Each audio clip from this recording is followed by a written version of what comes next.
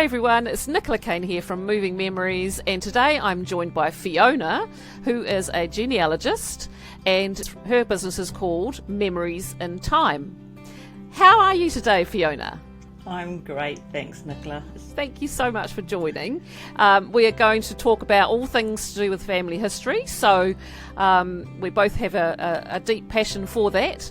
So let's get started. So tell me, what got you started on the family history journey? I started really young when my mother got interested in it. And in fact, I found on my bookshelf still the very first little book that she had to help her on her way on doing family history. But she got me started, and part of that was a collection of letters that we were rediscovering here in New Zealand from our relatives in England. It's really unusual because the letters were actually written here in New Zealand and sent to England from sort of the 1880s through to the 1920s. And then in the 1970s, the person in England who had inherited those letters then was looking to reconnect them back to the family in New Zealand. And so we had those letters and copies of them at that stage, because they were all typed out again, to start our family history with. Fantastic. So you did start young. I did start young, yes. And then there might have been a school project along, and I know that the children of today also still do school projects on their family history, and my grandmother wrote me a letter about my granddad immigrating to New Zealand in the 1920s as well. So I was started well young. It's really special to have those letters, because the old handwriting, the original handwriting is just beautiful. I love looking at anything from my grandparents' time where the handwriting was just so pretty, wasn't it? It was so much more sort of poetic, I suppose, than our handwriting is these days. It is, and it's really funny. I was talking to someone about it the other day and just noting that if you ever want to stop your children reading something you don't want them to read, write it in really scripty handwriting, because it's not something that they get to see every day. And so when we do have things like these letters, actually transcribing them while we can read them is probably a really good idea. Although now they're starting to get this AI techniques that can start to do some of these things too. So that's the future. Yes. Oh, AI is a whole new world, isn't it? It is indeed. We won't go down that rabbit hole. No, we could be lost there for quite a while. We could. So what is something that you discovered in your journey about perhaps your family that maybe took you by surprise? Was there anything that you found out along the way that you'd like to share? Yeah, there's a couple of things there. There was the bigamist great-great-grandmother that I didn't know about. That when the newspapers started being indexed in Australia, I found her in court. That was definitely a big surprise. But I think even more interesting to me was that I was looking at some records that I'd only ever seen the transcribed version of, to do with some of my family.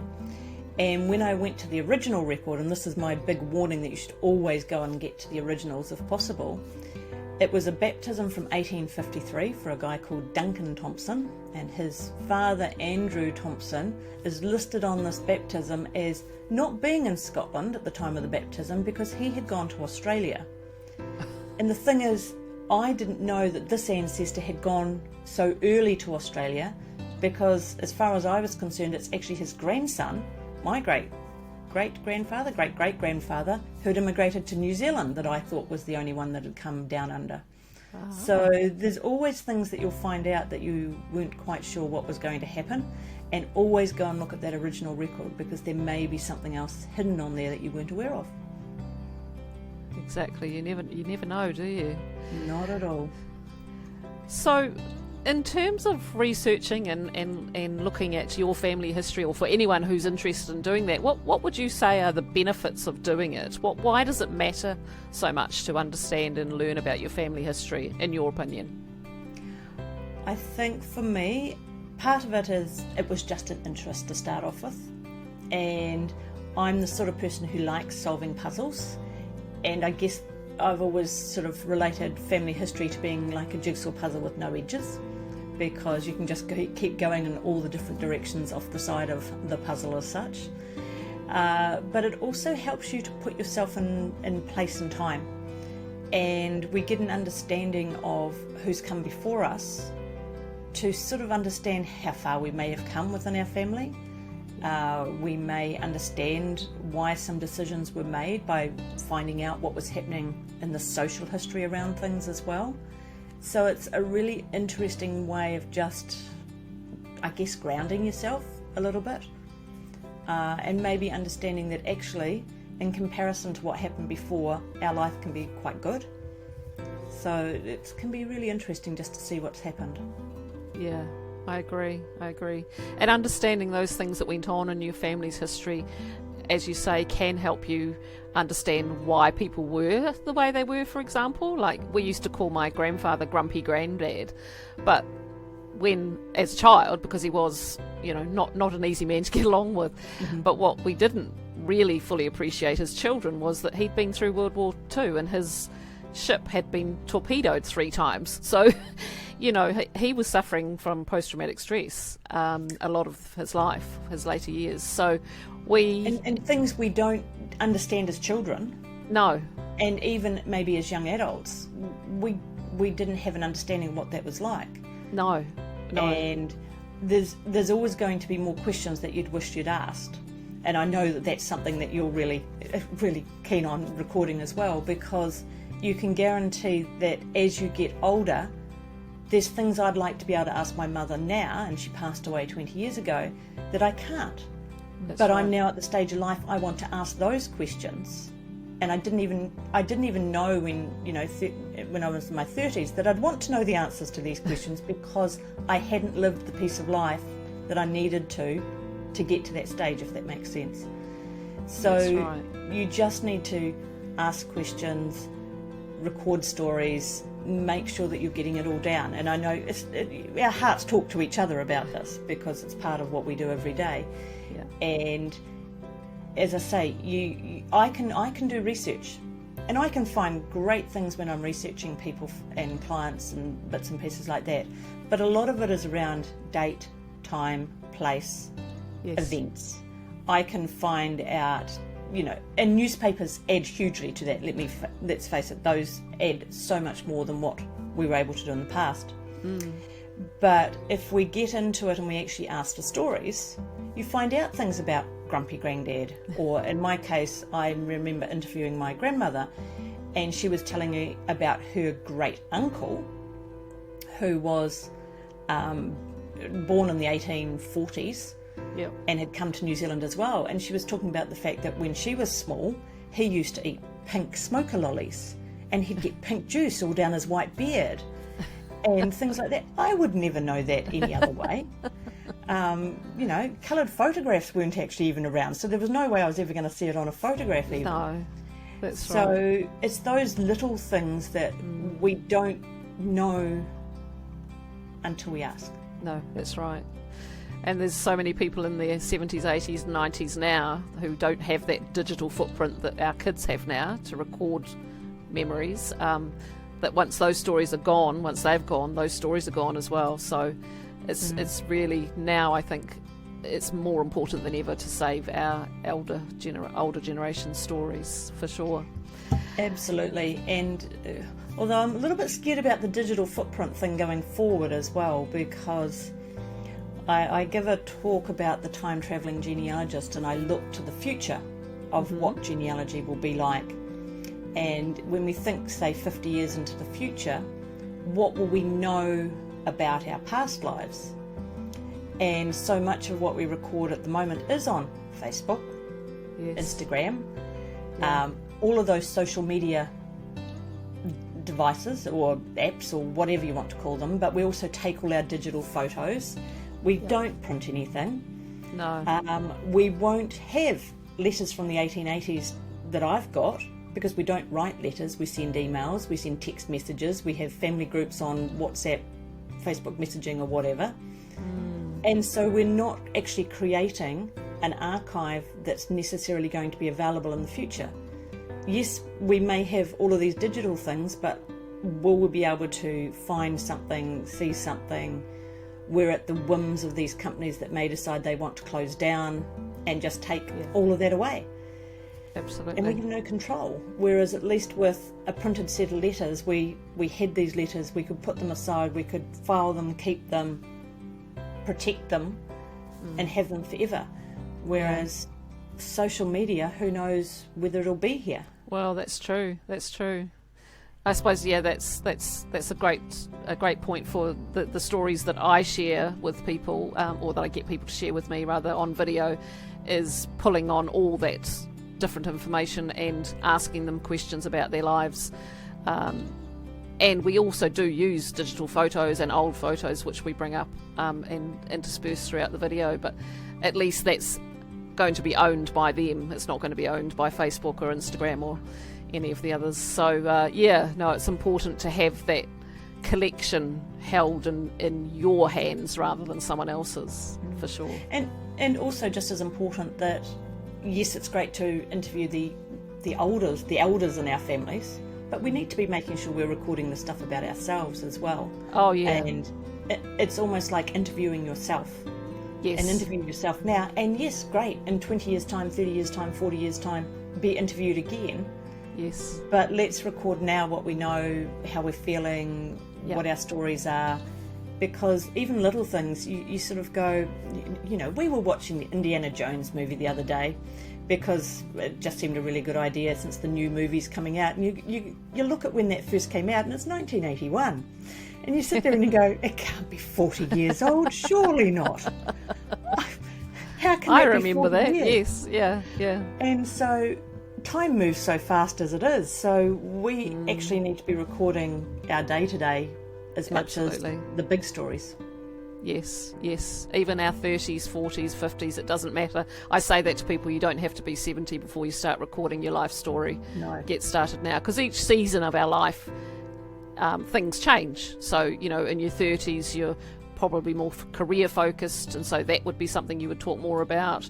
And in your 40s and 50s, you're more into the sort of family and perhaps grandchildren coming along in your 50s, or even earlier for some people. So, different seasons of our life have different stories, and our values can even change along the way. So, I do think there's definitely something to be said for recording earlier rather than later, and to keep doing it at each decade of your life, potentially. Absolutely. And, I also am aware that things like Privacy Acts came into New Zealand and have limited access to the records that we used to have access to.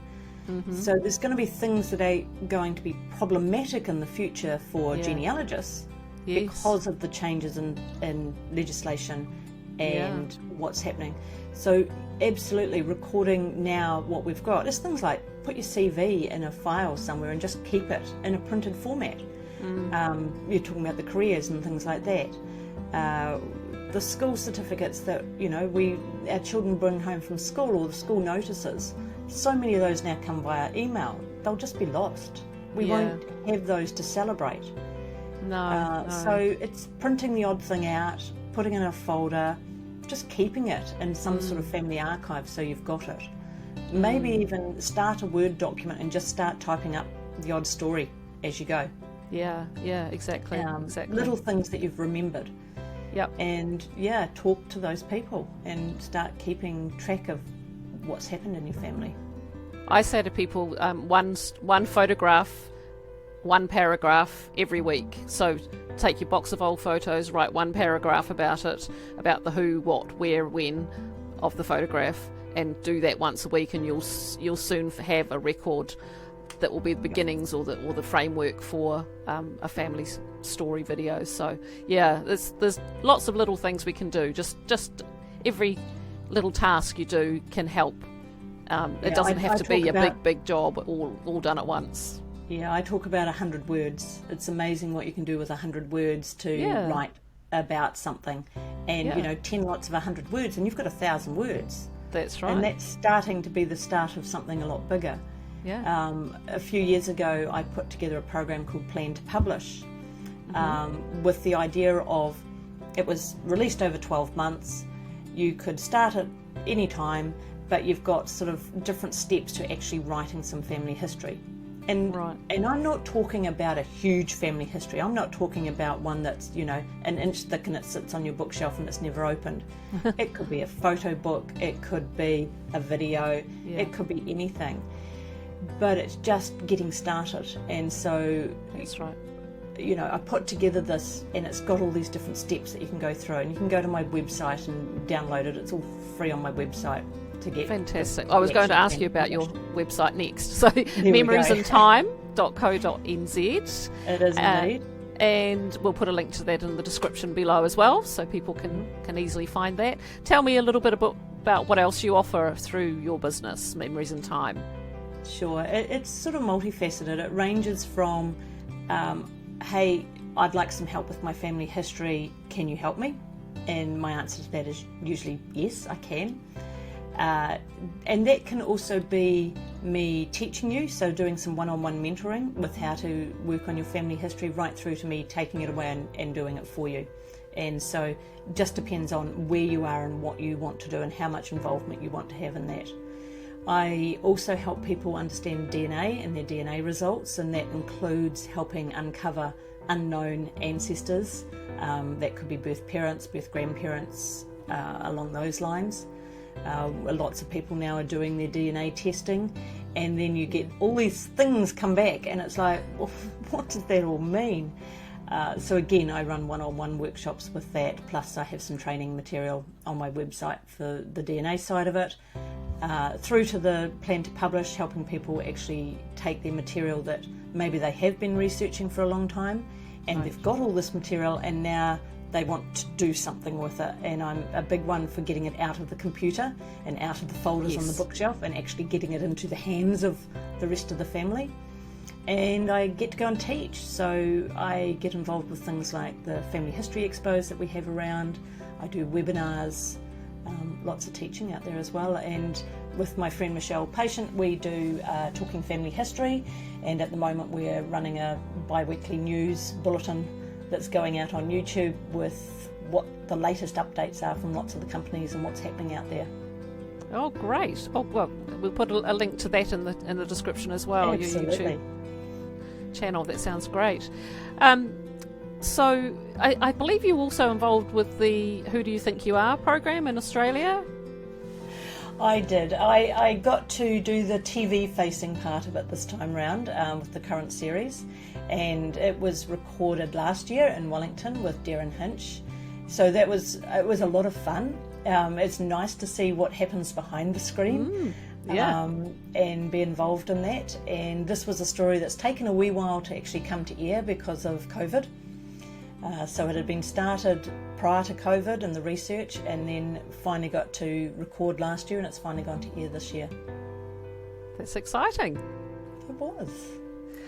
So what advice would you give to someone who's looking to start their family history? Where is the best place for them to start, Fiona? Sure. Best place to start is to start with themselves. Always start with yourself. You may have a fantastic story, like my ancestor came over to England from France with William the Conqueror, but it's going to take a little bit of time to ever get back to that. So always start with yourself. On my website I have a free ancestry chart and a free family group sheet, and they're the two basic forms that we start with when we're starting our family history. One records who our parents are, who our grandparents are, and goes back on those direct ancestor lines, and one includes the wider family, so the family group sheet takes the wider families, and you can get those on my website. So they're a nice free resource, and they're a nice way of starting because you can send them to people and ask them questions. And it's amazing how much better mail does. That real thing that you put it in an envelope and stick a stamp on it and send it to someone. Yes. And if you want to be really good, you actually put a stamped addressed envelope in it and it comes back to you. Wow. Because paper on people's kitchen benches is much more likely to get noticed than an email that drops off the screen so quickly. Yeah, but true. It's a good way of just keeping track of who you're researching, and it's an excellent way of getting started to then branch into actually looking at what other resources are out there. So it's that talk to everyone first, because someone might have done it so they can save you some time, Yes. and then start researching. There's lots of groups around New Zealand that can help you with the beginners side, and lots of libraries as well. But again, I have one-on-one sessions to help you as well. And you work with people outside of New Zealand, of course, as well as, yeah. Absolutely. So yeah, I work with people in New Zealand, outside of New Zealand. In fact, someone's just booked a meeting with me, and I think it's going to be 6:30 in the morning for me, but that's okay. We can do lots of things. The things we do in the name of family history. Absolutely. But I have a number of really good friends and contacts that are genealogists around the world as well. So Brilliant. if I can't help you because the resources are in a specific archive somewhere around the world, I may be able to help you find the right person to be talking outside of New Zealand too. Yeah, there's amazing resources out there. I came across Find a Grave, which you can actually ask people in other countries to go physically out. There are groups of people that do this, go out and actually go and find the grave of an ancestor for you in Scotland or wherever it is. So, yeah, there's some amazing resources out there, as well as the online DNA stuff. You know, there are actual people out there walking around graveyards finding information that's, you know, not perhaps in the records. So, yeah, no, it's a wonderful thing. Well, thank you so much. That's been really, really interesting. What if someone wanted to get in touch with you? They just email you on the website? Sure can. If you go to memoriesintime.co.nz, that's my website, and there's actually a link on the front page that says if you need some help and you want to have a free chat, you click on that link and you can book a free 15-minute chat with me to get started and have a wee sort of discovery session. Lovely. Awesome. Well, thank you so much again for joining us today, and everyone out there, I hope you've enjoyed hearing about Fiona's business and having another little deep dive into family history with me here on my channel. So thank you for watching. I'll see you next time. Bye for now.